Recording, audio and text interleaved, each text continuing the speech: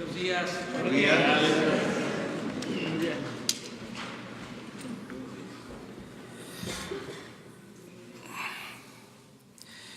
Bueno, el día de hoy vamos a informar sobre algo que considero muy importante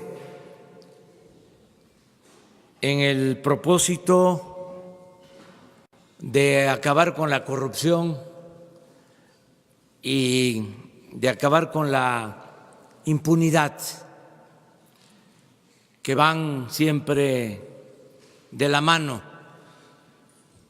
corrupción e impunidad, que ha sido el principal problema de México, sobre todo en el periodo llamado neoliberal. Nada ha dañado más a México que la deshonestidad, la corrupción política. Esa es la causa principal de la desigualdad económica, social, de la inseguridad, de la violencia, de todo. Es el cáncer de México, la corrupción, aparejada, repito, de la impunidad. Por eso, ayer fue un día especial. En el Senado de la República se aprobó una reforma al artículo 108 de la Constitución para que el presidente de la República en funciones pueda ser juzgado por hechos de corrupción. Esto no aparecía, no existía desde la Constitución de 1824. Ahora, a partir de esta reforma, de aprobarse en la Cámara de Diputados, en los congresos locales, se podrá juzgar al presidente en funciones por hechos de corrupción. Se acaba con la impunidad constitucional. No solo eso, también se va a poder juzgar al presidente por delitos electorales. Y en los dos casos, por corrupción o delitos electorales, no se alcanza fianza, porque ya son delitos graves. En la Constitución, si ponen la nota de 1824, se podía juzgar al presidente por cohecho o soborno, que es el equivalente a la corrupción. Luego, en las dos constituciones centralistas conservadoras, se eliminó por completo. Se le dio impunidad al presidente. Ya ven cómo son los conservadores, muy corruptos. En las 7 leyes de 1836 y en la del 43. En la Constitución Federal Liberal de 1857 se agrega de que puede juzgarse al presidente por delitos electorales, por traición a la patria, pero no por corrupción.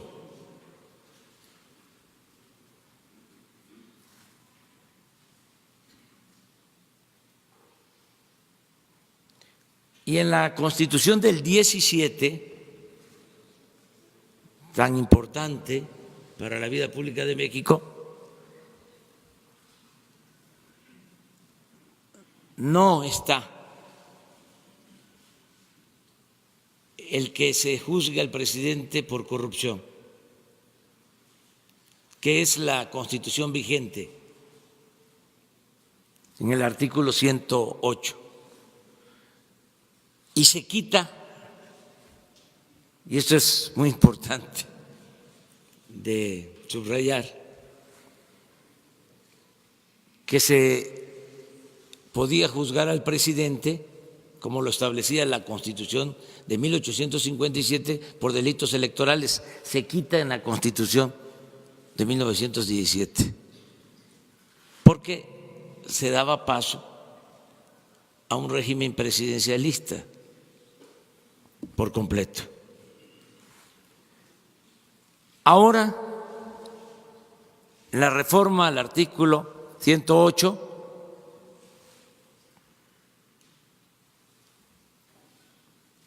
se puede juzgar al presidente en funciones por corrupción, delitos electorales y muchos otros delitos. Los nuevos delitos graves, que incluye hasta el robo de combustible, el robo a casa habitación, todos los delitos que no eran considerados graves, que fueron considerados no graves en 1994, el 10 de enero de 1994, que reformaron el Código de Procedimientos Penales para que no fuese delito grave la corrupción. Ahora se modifica el artículo, se reforma el artículo 19 y pasan a ser delitos graves y ya se pueden juzgar al presidente de la República por todos estos delitos. Esto es un gran avance. Ya no van a poder los conservadores dar marcha atrás a esto. Este es un avance para desterrar la corrupción y la impunidad en el país. Por eso lo quería destacar. Los senadores agregaron a nuestra iniciativa que también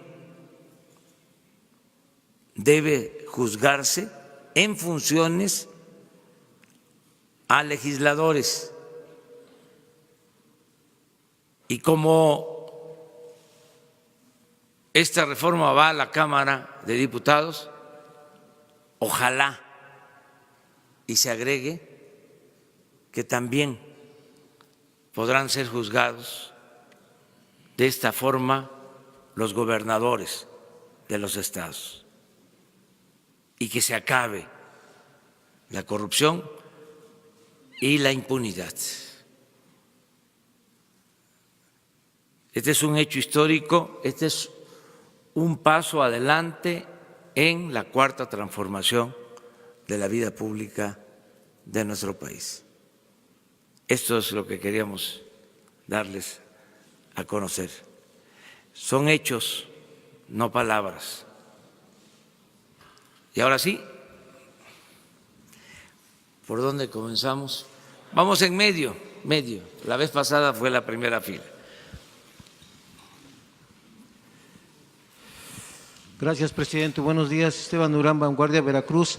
Ayer en la tarde, en el Senado de la República, el senador no recuerdo ahorita, Samuel García y un grupo de madres y también de mentoras hicieron el anuncio de que ya hay varios amparos para evitar que las estancias infantiles desaparezcan, e incluso también manifestaron que hay un padrón amañado manejado por el Partido Morena, por integrantes del Partido Morena, y que de esta manera, con esos amparos, pues para que puedan reabrirse y también darles los recursos que se le han negado, y con ello, bueno, pues para que miles de familias puedan beneficiarse con esto. ¿Qué opinión hay al respecto? La opinión es de que se va a seguir apoyando a las familias para que sus hijos puedan estar en estancias infantiles, pero se va a entregar el recurso, el apoyo de manera directa a las madres de familia, a los padres de familia. Eso es lo que puedo comentar. Porque ellos manifestaban que había una violación a sus derechos y que de cierta manera también se estaba pasando por alto la decisión de los jueces.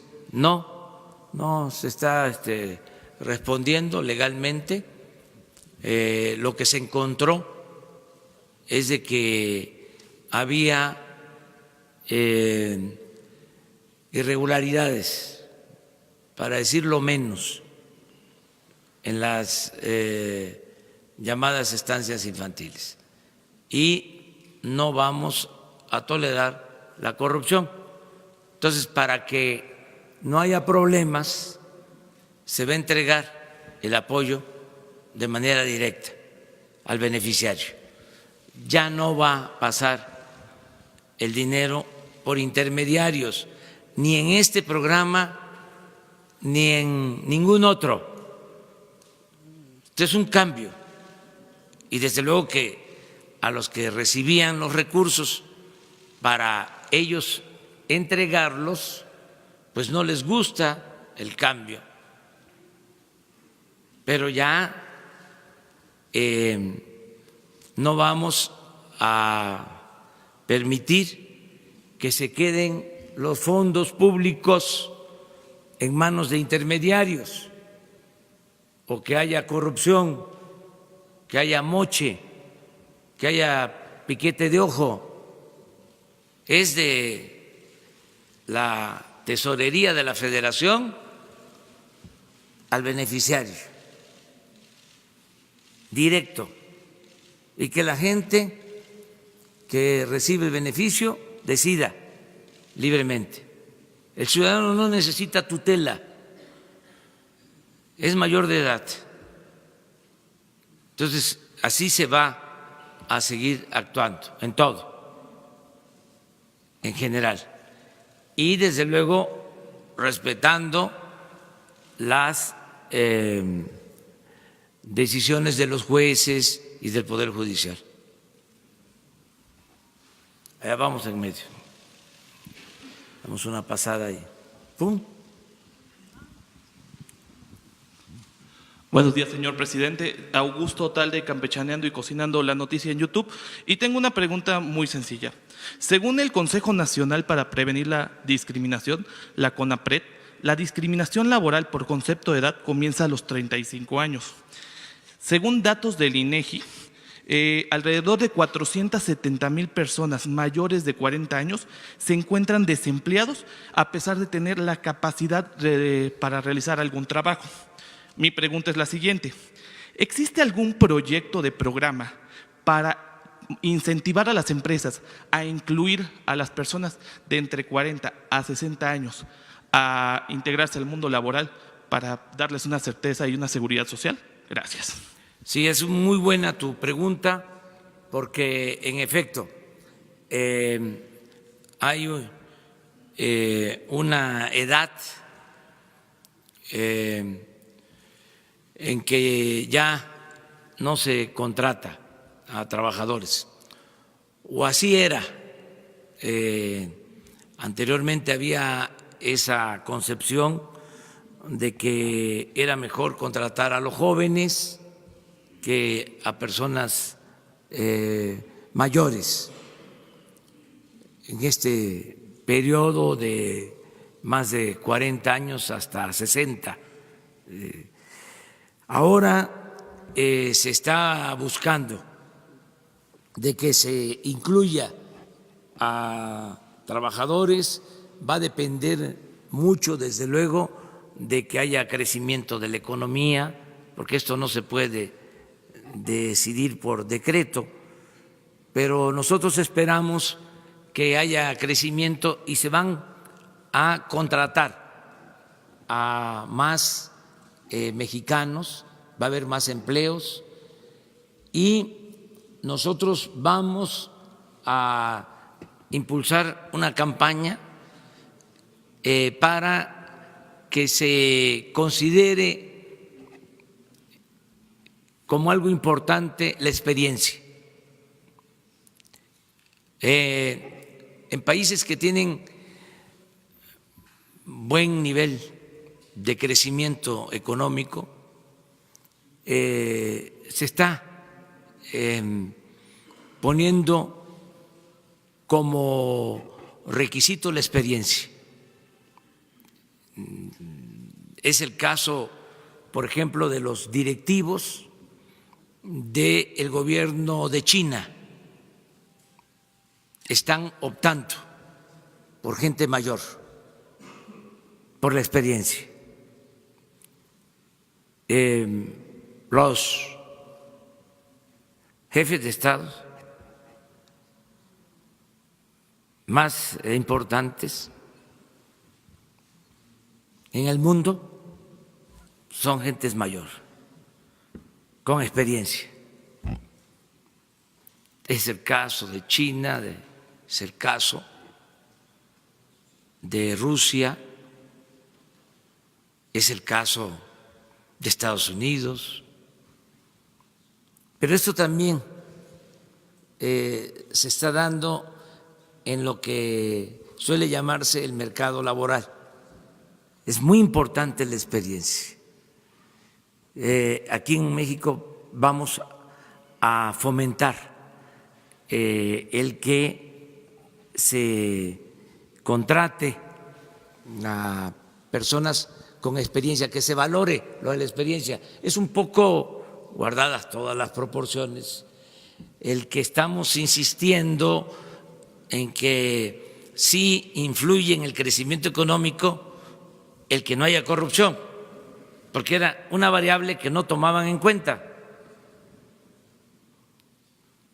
Entonces, son de los cambios que se van a promover. Y en el caso del gobierno nuestro, se le da oportunidad a los jóvenes, pero nos importa mucho la experiencia, nos importa bastante la sabiduría. Y la gente mayor tiene mucha sabiduría. Entonces, así contesto tu pregunta, pero es un reclamo, o sea, yo lo recojo mucho, de que después de los 40 hasta los 60, sí, en ese periodo, en ese tramo de la vida, ¿sí?, ya cuesta más trabajo conseguir empleo. Vamos allá. ¿Sí, ustedes? Las tres. Gracias, buenos días, presidente. Estefanía Ochoa de ADN 40. El día de ayer avanza la reforma educativa en la Cámara de Diputados. Sin embargo, a pesar de eso, los bloqueos se mantienen. La Coordinadora Nacional de Trabajadores de la Educación rechaza el dictamen como tal porque dice que los ascensos estarán vinculados al CENTE. Quisiera saber su opinión y ahorita le hago una segunda pregunta. Gracias. Bueno, mire, yo he dado instrucciones a Esteban Moctezuma que de toda la información y todas las facilidades a las organizaciones magisteriales. Si ya hicimos lo más importante, que es rechazar la mal llamada reforma educativa, pues que quede bien, que no haya excusas, porque hay grupos, lo digo con todo respeto, que son muy conservadores, con apariencia de radicales, y lo que quieren es hacer sentir o proyectar la idea de que somos iguales nosotros. Entonces, no somos iguales, no somos simuladores. Entonces, la instrucción que tiene el secretario de Educación es que escuche a todos los grupos, que les explique, no va a haber evaluaciones punitivas, no es el propósito afectar los derechos laborales del magisterio, se cancela por completo la reforma educativa. Claro, no queremos venta de plazas ni trafiques con la nómina. Eso no, corrupción no se permite a nadie, aunque sean los más radicales o extremistas, de izquierda o de derecha. La corrupción no se permite a nadie, se acabó en el país. Ya no hay corrupción tolerada desde el gobierno, pero en todo aquello que pueda significar el que se mantengan disposiciones que afecten a los maestros, he dado instrucción que se quite todo, porque no les voy a dar el gusto a los conservadores de que digan de que somos iguales. No, voy a pedirle a Esteban Moctezuma que hable con los maestros, que dialogue con ellos, que informe y que se quite todo lo que pueda ser utilizado como pretexto para que puedan vociferar de que somos iguales. No es así. Entonces, si hay dudas sobre algunas disposiciones en las reformas, que se aclare. Estamos en la mejor disposición de eso. Presidente, y la segunda pregunta, estamos por concluir el mes de marzo. Quisiera saber cuál es el reporte que le dan las dependencias federales del total de las pipas que se adquirieron en Nueva York y que ya llegaron al país. ¿Cuántas han llegado y cuántas están operando? Están ya alrededor de 300 disponibles. Hay un proceso de verificación que pasa por revisarlas en lo mecánico hasta rotularlas. Pero ya ayer, antier, nos dieron el informe. Hoy le voy a pedir, para contestar bien tu pregunta, a Jesús que les entregue ese informe. Son alrededor de 300. Buenos días, María Fernanda Navarro de Forbes México.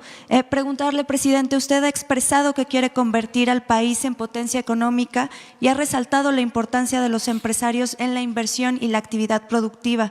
En ese sentido, estamos interesados en conocer su definición y qué piensa acerca de la riqueza.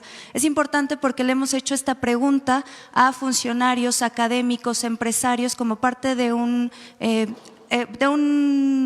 reporte especial que estamos haciendo en Forbes y queremos conocer su opinión respecto a esto. Pues que hay que crear riquezas, porque se necesita crear la riqueza, pero debe de distribuirse con equidad. No se trata nada más de acumular riqueza, se trata de crear la riqueza y que haya una distribución, los técnicos dicen, del ingreso, yo digo de la riqueza, una distribución justa, que no se acumule, que no haya desigualdad, como ha sucedido en nuestro país, que hay una monstruosa desigualdad económica, porque muy pocos concentran mucho y los muchos tienen poco o a veces nada. Entonces, hay que crear la riqueza y distribuirla, pero sí se necesita crearla, porque no se puede distribuir lo que no se tiene.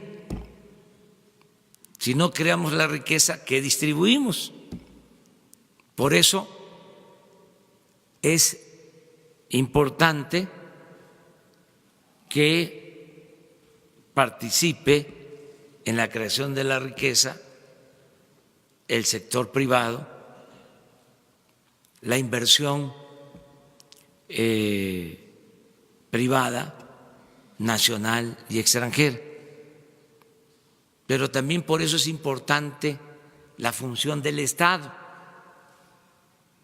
para que esa riqueza que se genera, también con la participación del trabajo, porque la riqueza se produce con capital y con trabajo, que el Estado procure que se distribuya y que haya justicia. Una diferencia con los neoliberales es que ellos nada más piensan en la creación de la riqueza y no en la distribución. Por eso tampoco quieren al Estado, o lo quieren nada más como policía.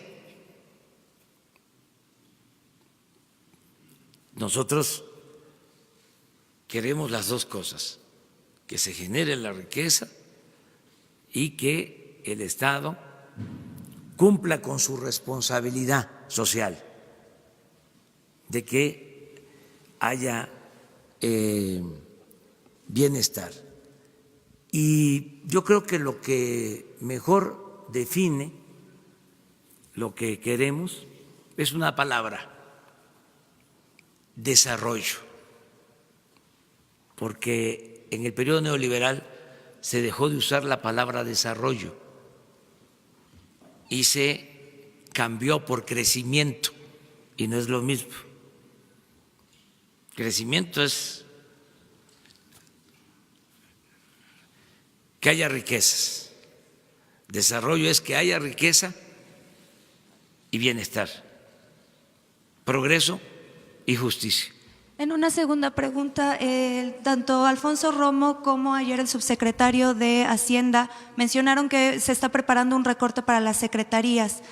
A mí me gustaría saber en ese sentido qué tipo de recorte va a ser y enfocado en qué áreas, si ya se tiene determinado qué secretarías van a sufrir estos recortes y si esto implica que va a haber un recorte de personal aún más fuerte. No. También eso es distinto a la antigua política neoliberal. Ya en la etapa del post-neoliberalismo en la que nos encontramos, los recortes, los ajustes no se vinculan al despido de trabajadores. Acá son ahorros, es austeridad, que es un concepto distinto. Es lo que decía el presidente Juárez: que el servidor público aprenda a vivir en la justa medianía. Entonces, son ahorros porque ya no hay lujos en el gobierno. Ayer se dio a conocer, por poner un ejemplo, que ya está en el portal de la ONU, en una de las oficinas de la ONU, el anuncio de la venta del avión presidencial. Estamos calculando que con la venta de ese avión y con la venta de toda la flotilla de aviones y de helicópteros que tiene el gobierno, se van a ahorrar alrededor de 10,000 millones de pesos. Ustedes saben que en el sexenio pasado, nada más de helicópteros para el traslado de funcionarios, claro, de los machuchones, compraron 6 helicópteros nuevos. Entonces los 6 se van a vender, y aviones también, pero lujosos. Ese avión que está en venta ahora no lo tiene ni Donald Trump, con todo respeto. Entonces, es ahorrar, y así vamos a tener muchos fondos, muchos ahorros, porque no hay despilfarro, porque se terminan los abusos, ya no hay la burocracia dorada, no hay los altos funcionarios públicos que se dan la gran vida, no hay viajes al extranjero, viáticos, séquitos, hacían viajes al extranjero, llenaban, no solo iba un avión, 2 aviones, a veces hasta 3, todo pagado. Atendían muy bien a los periodistas, con todo respeto. Y se llevaban hasta al perico. Ya eso se acabó, se terminó.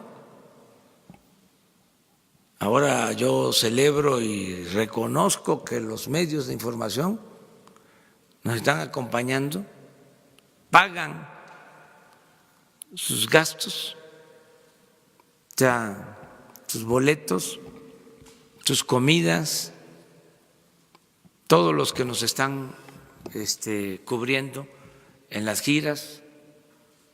Todo esto es muy importante, y eso es lo que significan estos ahorros que calculamos que podemos este año, adicional al plan de austeridad, ahorrar unos 200,000 millones de pesos, que los vamos a tener ahí hasta septiembre. Se van a ir acumulando por cualquier contingencia.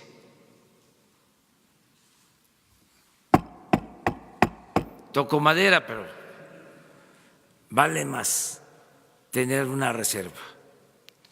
Y ya en septiembre, si vemos que no tenemos problemas financieros, porque la idea es mantener equilibrios en las variables macroeconómicas, no vamos a endeudar al país, no vamos a aumentar impuestos, no va a haber gasolinazos. Entonces, si vemos que continúan las cosas como hasta ahora, que afortunadamente vamos muy bien, que va bien la recaudación, que no tenemos inflación, que no se ha afectado el peso, nuestra moneda, que hay estabilidad económica, financiera. Si seguimos así, en septiembre reforzamos programas que ya están en marcha. Esto es, que tengamos más recursos para las tandas del bienestar, que tengamos más recursos para explorar y perforar pozos petroleros, que tengamos más recursos para avanzar en la modernización de las refinerías, en fin, con ese propósito es el ahorro. Nada más que terminamos con las compañeras. Gracias, buenos días, señor presidente. Nareli Palomares, de Azteca Noticias. Esta madrugada el presidente de Estados Unidos, Donald Trump, vuelve a remitir a través del Twitter con la actitud que él asegura que México no está haciendo nada, cita textual, para detener el flujo de inmigrantes a Estados Unidos. Llama la atención que es luego de 2 días de la reunión de la Secretaría de Gobernación con la Secretaría de Seguridad en Estados Unidos, de Seguridad Nacional, y donde la misma Secretaría de Gobernación anunció ayer una serie de medidas que acordaron, sobre todo para tratar de contener la llamada caravana madre que se está conformando en Honduras. Preguntarle, si bien usted ha sido muy mesurado, muy respetuoso con las posturas del presidente de Estados Unidos, preguntarle si después de estas declaraciones a través de Twitter buscaría un diálogo un poco más directo, algún tipo de comunicación para poder solventar este tipo de opiniones. Gracias. Se tiene comunicación permanente. Acaba de darse esta reunión, se está atendiendo el tema, estamos insistiendo en que deben atenderse fundamentalmente las causas que originan la migración. Por eso pensamos que lo mejor es la cooperación para el desarrollo. Nosotros ya estamos trabajando en el sureste y va a haber más posibilidades de trabajo, de empleos en el sureste de nuestro país, pero se necesita atender el desarrollo en Centroamérica, porque la mayor parte de los migrantes son centroamericanos. Entonces, si están creciendo los flujos migratorios, es porque no hay opciones, no hay alternativas en Centroamérica, y hay que procurar que se le brinde oportunidades de trabajo, de bienestar a la gente. Esa es nuestra postura. Y también que la migración, los que pasan por nuestro territorio en busca de trabajo hacia Estados Unidos, pues que actúen con respeto a nuestras leyes, que sea una migración ordenada y que al mismo tiempo se procure que no haya violaciones a derechos humanos. Todo esto también requiere de que no se permita el tráfico de personas, que haya más cuidado de todos los países, no solo de México. Y en eso estamos. Y vamos a ayudar nosotros en todo lo que podamos. no queremos de ninguna manera confrontarnos con el gobierno de Estados Unidos.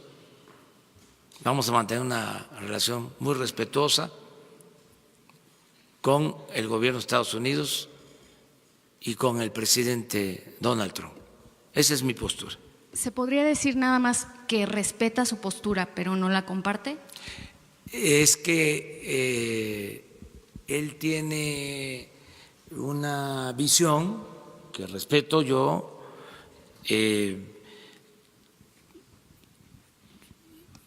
y que considero legítima,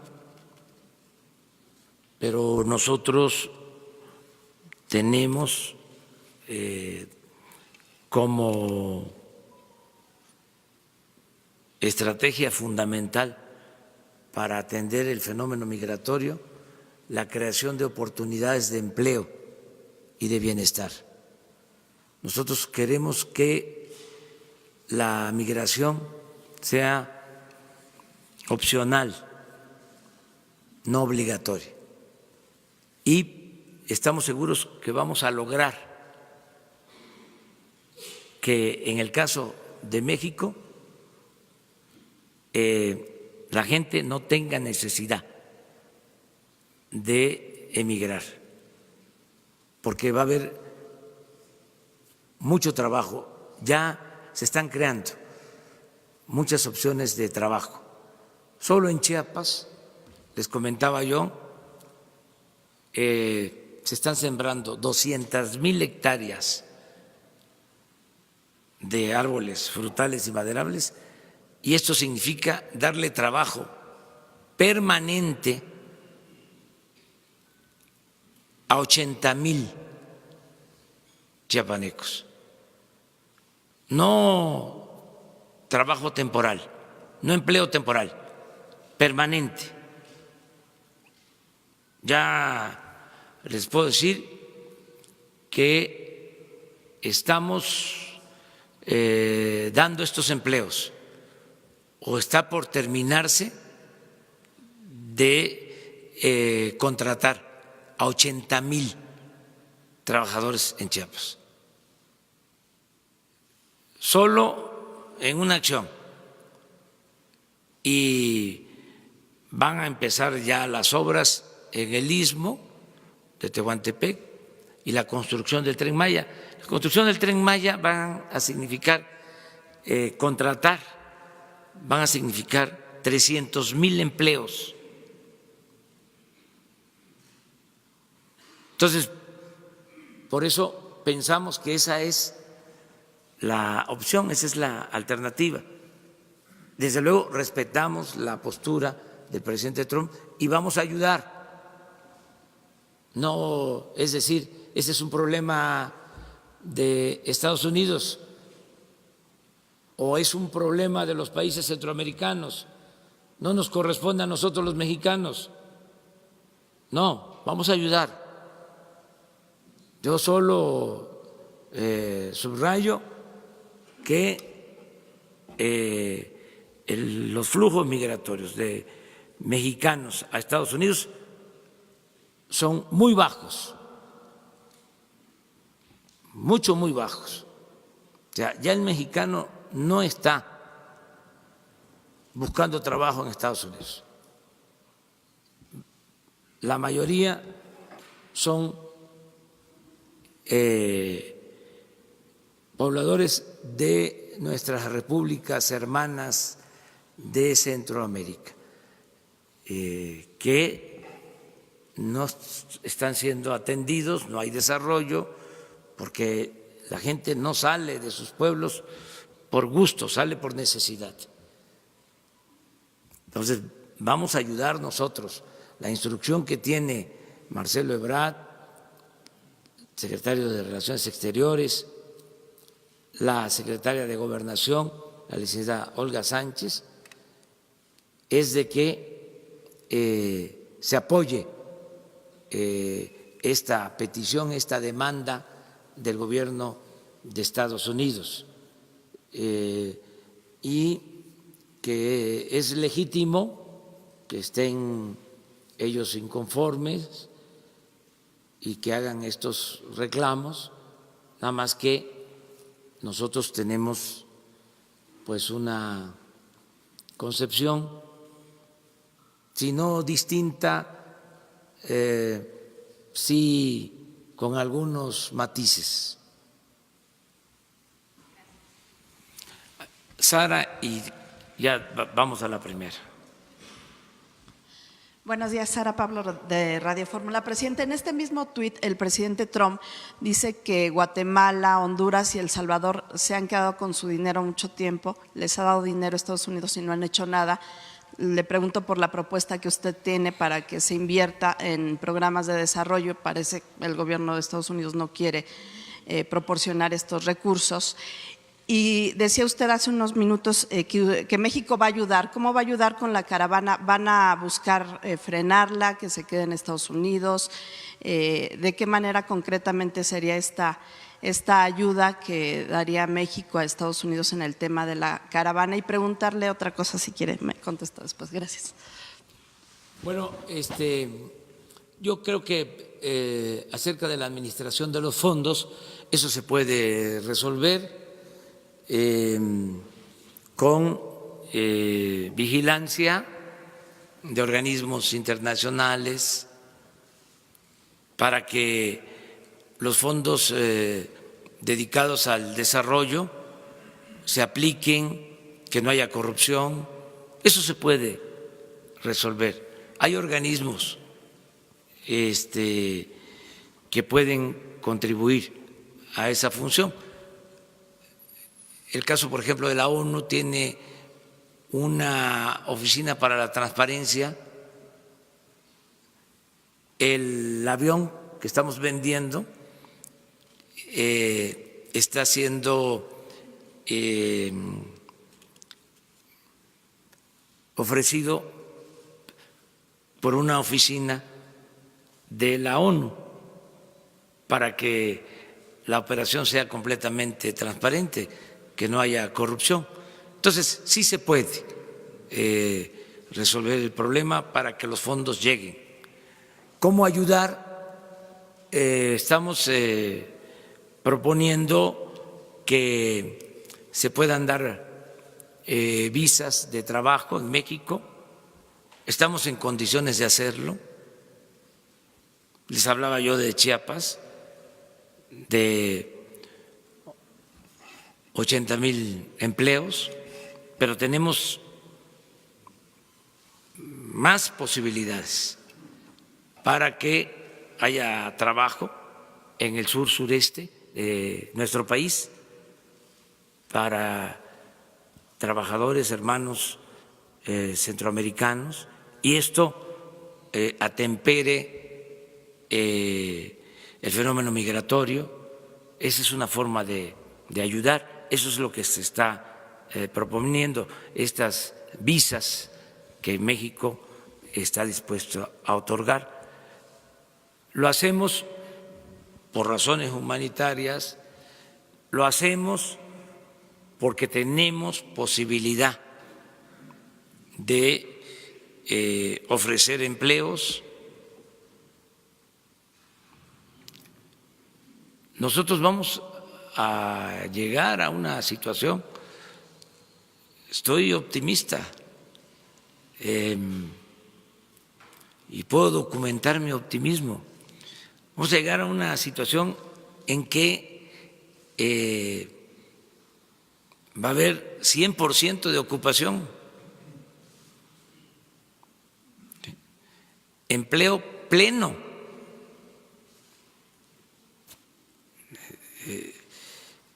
Entonces, sí vamos a poder ayudar de esta manera. Entonces, es por razones humanitarias, podemos ayudar con empleo para atemperar, para reducir el flujo migratorio de Centroamérica hacia Estados Unidos, y que haya comunicación constante para que se resuelva el problema que tienen en Estados Unidos. Es decir, ¿México buscaría que esta caravana no llegue a Estados Unidos mediante estas visas de empleo? Sí, pero todo voluntario, nada por la fuerza. Que vean que pueden tener opciones en nuestro país de trabajo y que también sea ordenado y revisar también cómo es que se organizan las caravanas, si son espontáneas, quiénes están promoviendo la organización de las caravanas, si no hay propósitos políticos, electorales, poner de manifiesto, o sea, al descubierto. ¿Se sabe algo? Todo esto. Es que hay tráfico de personas y hay intereses, porque también se trata de el cobro por el traslado a la frontera y otras cosas. Entonces, nosotros vamos a ir dando a conocer todo y eso va a ayudar bastante. Si me permiten nada más otra pregunta, lo del tema de las ternas de la CRE que envió y que son prácticamente los mismos nombres, solo cambió un nombre. Dicen en el Senado pues que es un fraude a la ley porque está enviando los mismos nombres. Yo no sé si usted vio algunas de las comparecencias o tuvo algún reporte, pero algunas personas no podían ni siquiera contestar cosas muy básicas del tema relacionado con la energía. Esta insistencia de los mismos nombres no podría interpretarse pues como un signo de que usted quiere imponer a estas personas necesariamente. Gracias. No, es un procedimiento legal y nosotros no mandamos en el Senado porque se trata de un poder independiente, pero también el Poder Ejecutivo es autónomo y tiene su propio criterio.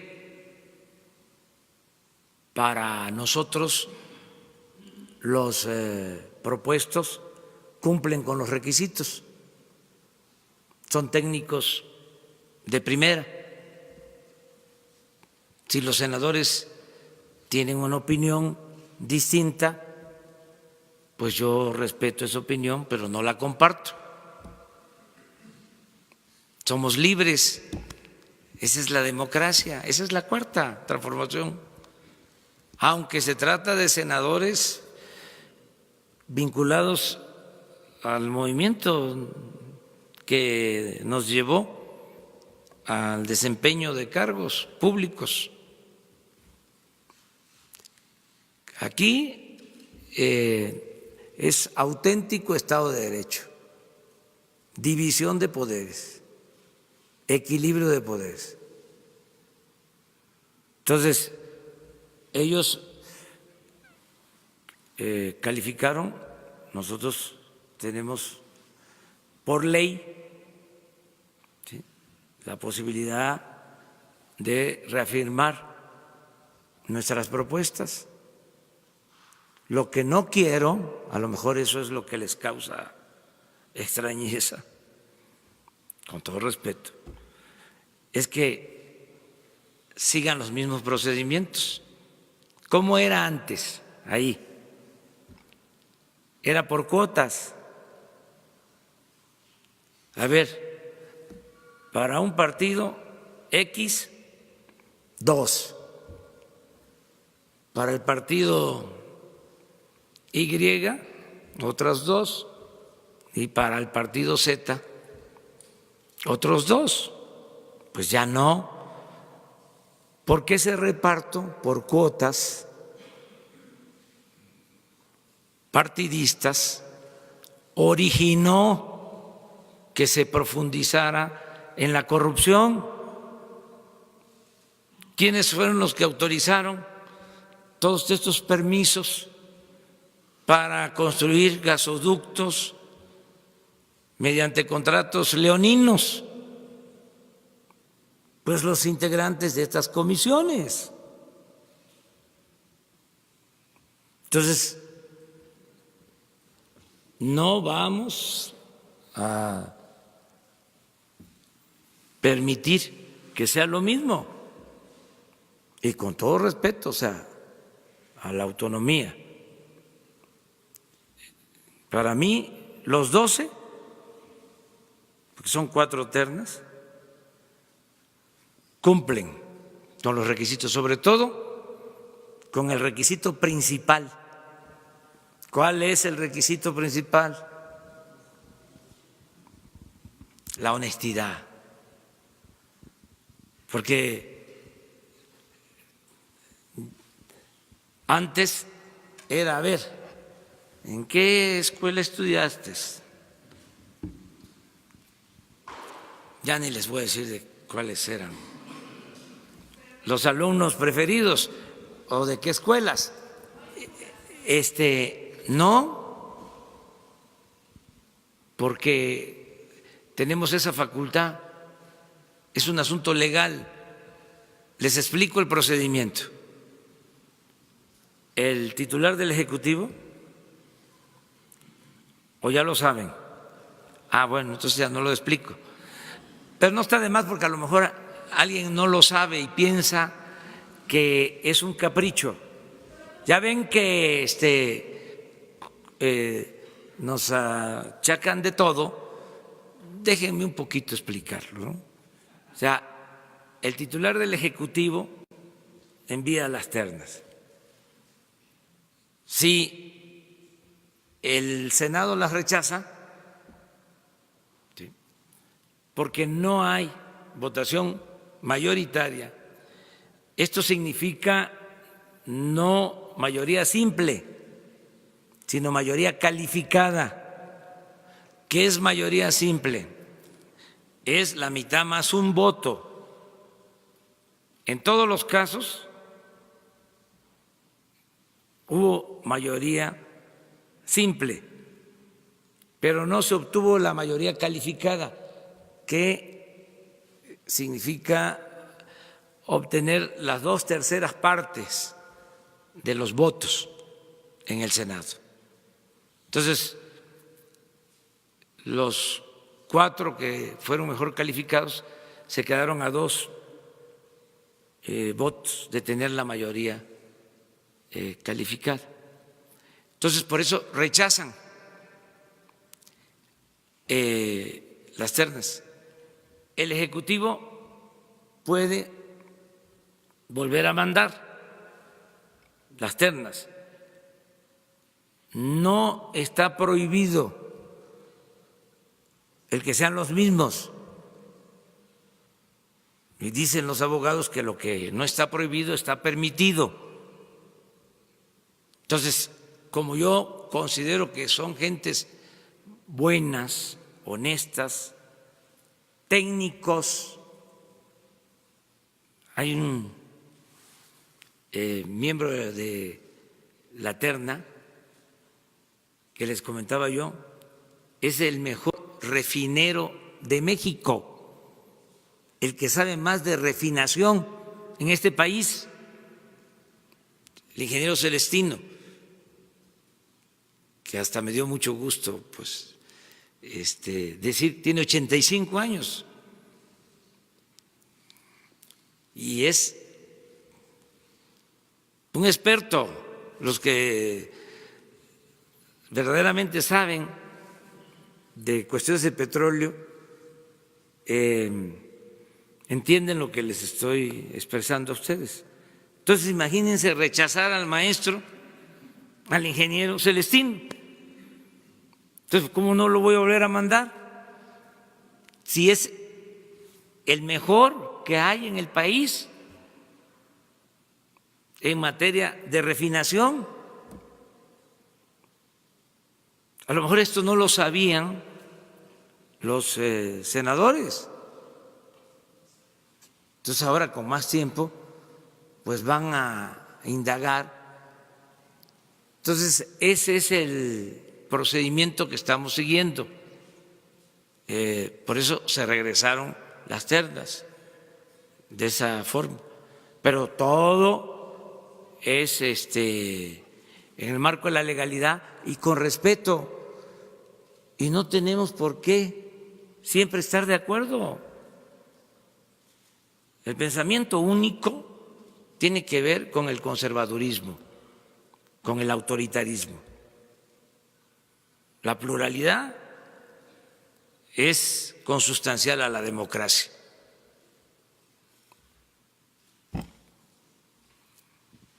¿O antes cómo era? ¿Le rechazaban al presidente las ternas? No, se amarraba, se negociaba, hacían sus enjuagues, eso ya se terminó. Alguien le propuso, decía la otra vez, porque que fuera por cuotas. Sí, ¿Quién? esa tentación ¿Qué de las partido? cuotas. Alguien ahí llegó, ya ni me acuerdo. Hacer esa proposición indecorosa. ¿Quieren que sigamos sobre el tema? ¿Cómo se integró el actual Consejo del INE? ¿Cómo se integró el Tribunal Electoral? ¿Qué estoy levantando un falso? Bueno, ahora sí, vamos adelante. Señor presidente, buenos días. Daniel Marmolejo, Cuarta República, Voces del Periodista. Usted ha señalado el fin de una posición presidencial de participar en procesos electorales, rompiendo la igualdad, rompiendo la equidad. Año 2000, amigos de Fox, Pemex Gate. 2006, lo que decretó el Tribunal Electoral fue la impunidad electoral, en palabras de Porfirio Muñoz Ledo. Año 2012, al lado de Virgilio Caballero, nuestro gran amigo, investigamos el Monex Gate junto con otros periodistas que también lo hicieron. Año 2018 se presenta en la última elección la participación de poderes fácticos y está muy claro el tema de la Operación Berlín, el tema de populismo en América. Sin embargo, quizás el capítulo todavía no se cierra a partir de grupos empresariales en donde se generaron desvíos de recursos, concretamente de una cooperativa, para poder respaldar seguramente candidaturas, pero cantidades ingentes de recursos a espaldas de los cooperativistas. Una dirección con todas las características que usted ha definido del conservadurismo, ha realizado este tipo de actividades que parecieran sistémicas y que para llegar a la cuarta transformación, con este impulso que también está promoviendo hacia las distintas organizaciones gremiales, se requeriría quizás cerrar este capítulo con una investigación que se integrara con esta perspectiva de valoración de más de o cerca de 200 millones de pesos que pudieron haberse movido a candidatos que eran los opositores a la coalición que lo llevó usted al poder. Estaría en disposición de, señor presidente, de que la Unidad de Inteligencia Financiera hiciera una revisión precisa de esto que se ha publicado recientemente en distintos medios, de la cooperativa La Cruz Azul, la cual también desde su burbuja ha utilizado al Poder Judicial para tratar de someter los intentos democráticos después de 30 años de soportar un autoritarismo, y que no solamente eso, sino también ha generado un lobby legislativo con la finalidad de doblar el enfoque, la visión y el espíritu cooperativista para llevar a procesos de privatización. ¿Estaría usted en condición de que se promoviera una investigación abierta a este tipo de participaciones ilícitas de recursos para campañas electorales y tratar de complementar esto que usted ha señalado? Esa es mi primera pregunta y tengo una más.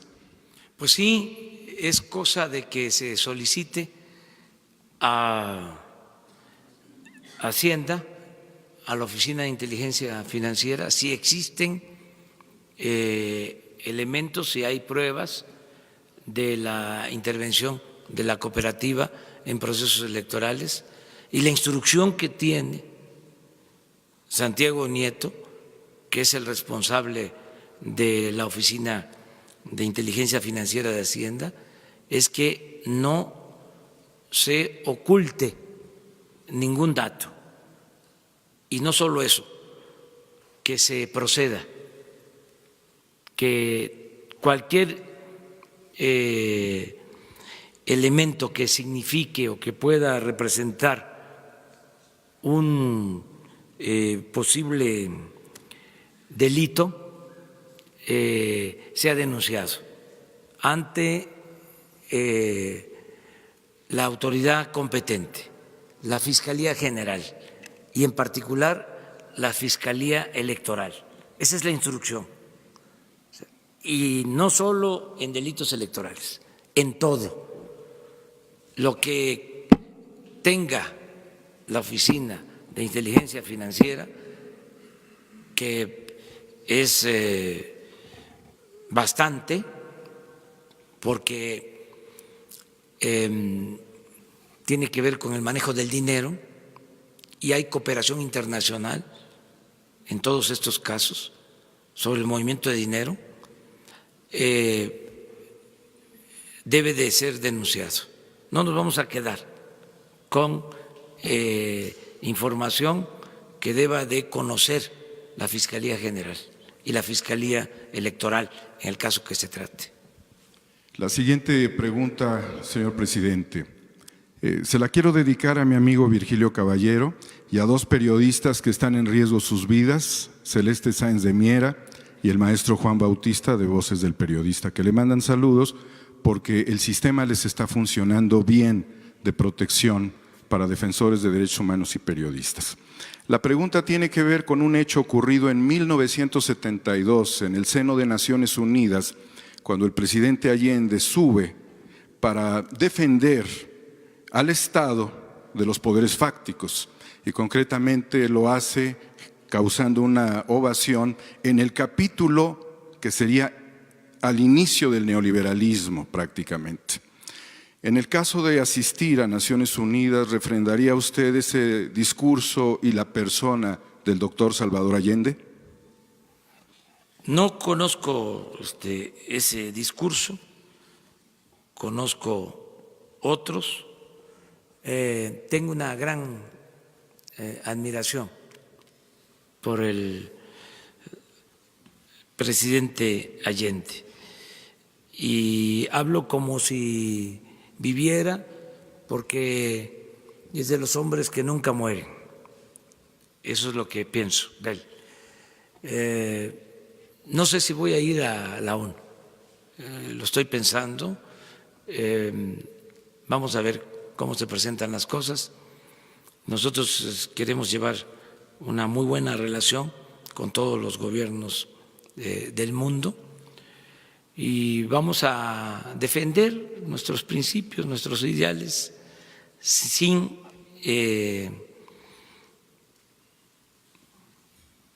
extravagancias, sin protagonismos. Ahora que se suscitó la polémica por la carta que enviamos al rey, pues hemos actuado con bastante prudencia. No vamos a dar a conocer la carta, ni la que enviamos al rey, ni la que se envió al Papa Francisco, para esperar que se serenen las cosas. Fue bueno, no voy a dejar de decirlo, me siento hasta contento porque se despertó un buen debate. Es importante la historia. Muy importante la memoria histórica. Alguien ha dicho que la memoria es la materia prima de la historia. Yo creo eso. Entonces, los conservadores quisieran que nos olvidáramos de la historia. Se ha hablado hasta del fin de la historia. Entonces nosotros pensamos que es importante saber de dónde venimos para saber hacia dónde vamos. Entonces ya se logró ese propósito y es muy buena polémica siempre y cuando se dé en el marco del respeto. Tan es importante lo que se planteó que salió hasta lo que estaba ahí en el subsuelo, las corrientes subterráneas, salió hasta el racismo, que a veces dicen no somos racistas, no somos clasistas, ¿no? Somos republicanos. Y no es así. El conservadurismo está ahí. Y qué bien, pues, que se manifieste, que se exprese y que todo esto se ventile.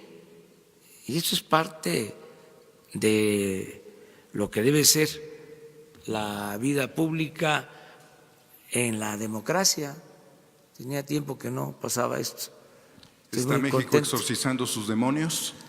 Estamos todos los mexicanos participando en una etapa nueva de la vida pública y son temas importantes, muy importantes.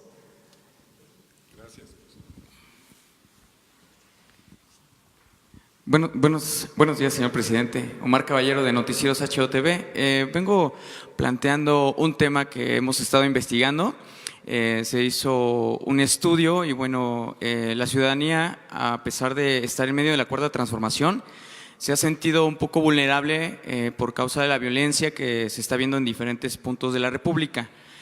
Dos ejemplos específicos. Uno, el tema que se está viviendo en el Estado de México, en los transportes, donde ya los criminales arrojan bombas molotov y agreden de una manera muy violenta a los usuarios. En otro punto, como ejemplo, se encuentran, por decir, los trabajadores de las mineras, que era un tema que ya habíamos comentado la semana pasada. Y lo que está ocurriendo en la mina, permítanme, en la mina de Nuevo Limón, no sé si ubique la nueva mina a cielo abierto, donde se encuentran también algunos mineros atacados por la mina, pero la violencia que se genera a raíz de las concesiones junto con los mismos organismos públicos que no respetan sus posiciones sindicales o su posicionamiento social dentro de estas áreas. Y la segunda pregunta corresponde a ¿qué opinión tendría usted de que los expresidentes de la época neoliberal le enviaran una carta pidiéndole perdón a la sociedad por la entrega de tantos recursos y bienes de la nación a extranjeros y a otros organismos? Sabemos que va a respetar las concesiones, que va a respetar también los contratos, pero se han atropellado muchas cosas. Entonces, ¿qué opinión tendría usted de que los expresidentes pidieran perdón y que le enviaran una carta a usted pidiendo perdón? Gracias. Bueno, vamos a buscar que se apacigüe todo, que haya paz, que haya tranquilidad, paz con justicia, no paz de los sepulcros, como suele pasar en las dictaduras. No, paz con justicia. Vamos hacia allá, hacia conseguir la tranquilidad. Vamos a la transformación, lo dije ayer y lo repito, por el camino de la concordia, de la reconciliación. Y pues creo yo que en el caso de México fue una bendición el que se haya terminado, se haya cortado de tajo con el periodo neoliberal. ¿Ya qué más podemos pedir? Sí, estaban a punto de terminar de desgraciar al pueblo de México y se dio un cambio para transformar al país. Somos, la verdad, afortunados. Es una dicha enorme estar viviendo este proceso. Entonces, ya la condena a la política neoliberal es de dominio público. No sirvió, no funcionó. Y bueno, no estaría mal que ofrecieran disculpa, pero si no lo hacen, ya con lo que hizo la gente el día 1 de julio del año pasado, pues ya se reparó el daño, porque vamos a recuperar a nuestro país, vamos a lograr el renacimiento de México, aún con todo el saqueo que hubo, ¿sí? México va a resurgir, porque es tanto lo que tiene nuestro país en recursos naturales, son tantas sus riquezas que no han podido acabarlas en siglos de saqueo. Yo les decía que en el caso del petróleo, con la llamada reforma energética,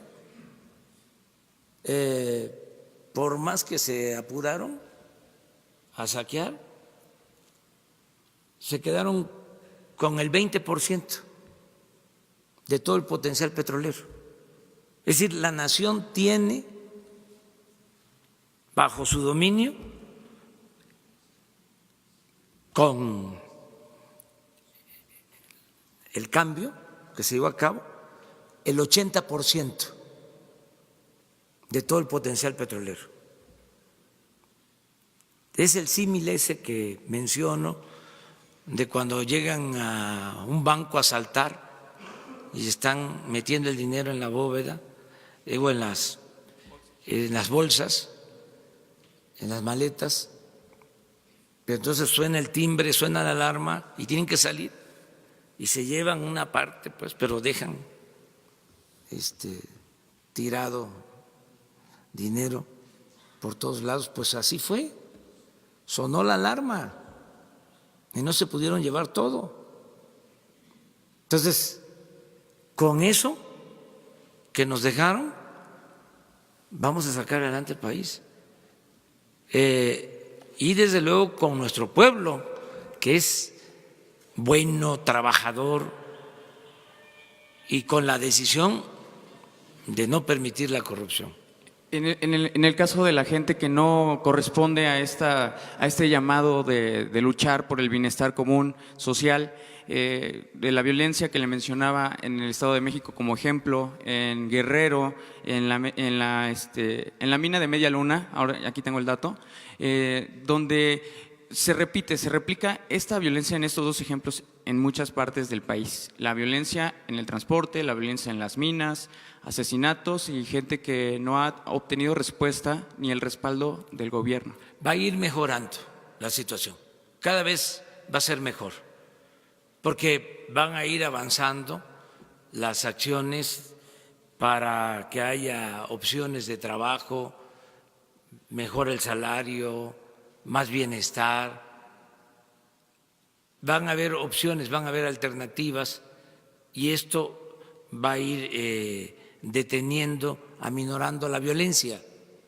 Ya lo estoy percibiendo, poco todavía, pero ayer fueron 67 homicidios, antier 58. No es para cantar victoria, pero el promedio es de 82 diarios. Entonces, ahí vamos. Estamos Poco a con poco. usted, presidente. Sí. Gracias. Terminamos contigo. Y mañana tú. Buenos días, presidente. Sí, mañana, todavía. Buenos días, presidente. Shaila Rosagel, corresponsal de Grupo Gili, El Imparcial, La Crónica y Frontera. Presidente, en esta semana empieza a operar parte ya de la SADER en Ciudad Obregón, Sonora. Nos gustaría saber cómo va el proceso de descentralización de las secretarías y organismos federales. Gracias. Sí, miren, el día primero, que es lunes, ¿sí? Y el día 3, que es miércoles, tengo evaluación con todo el gabinete para ver avances en programas. Vamos a tener 4 evaluaciones, porque tenemos conformados 4 gabinetes: el gabinete de seguridad y de gobierno, el gabinete de economía, hacienda y administración, el gabinete de bienestar y el gabinete de comunicaciones y sector energético. Entonces vamos a ver programa por programa, avances en obra, avance financiero y programas prioritarios. Y una pregunta obligada es: ¿cómo va la descentralización? ¿Cuántas secretarías ya han avanzado en este propósito? ¿Cuándo van a terminar de trasladarse a los estados? Les recuerdo que Energía va a estar en Villahermosa, Pemex en Ciudad del Carmen, Campeche, Medio Ambiente en Mérida, Turismo en Chetumal, Conagua, ahora que pasó lo del incendio, pues que ya empiecen a mudarse a Veracruz, la Secretaría de Agricultura a Ciudad Obregón, y así todas las secretarías. Ya tengo información que prácticamente está trabajando en Tlaxcala la Secretaría de Cultura. Educación tiene que estar en Puebla.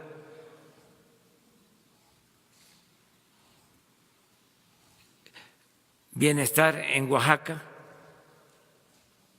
La Comisión Federal de Electricidad en Tuxtla Gutiérrez, Chiapas. Ya está minería en Chihuahua. Tiene que estar aduanas en Nuevo Laredo. O sea, la descentralización del gobierno va, claro, es un proceso también los primeros que tienen que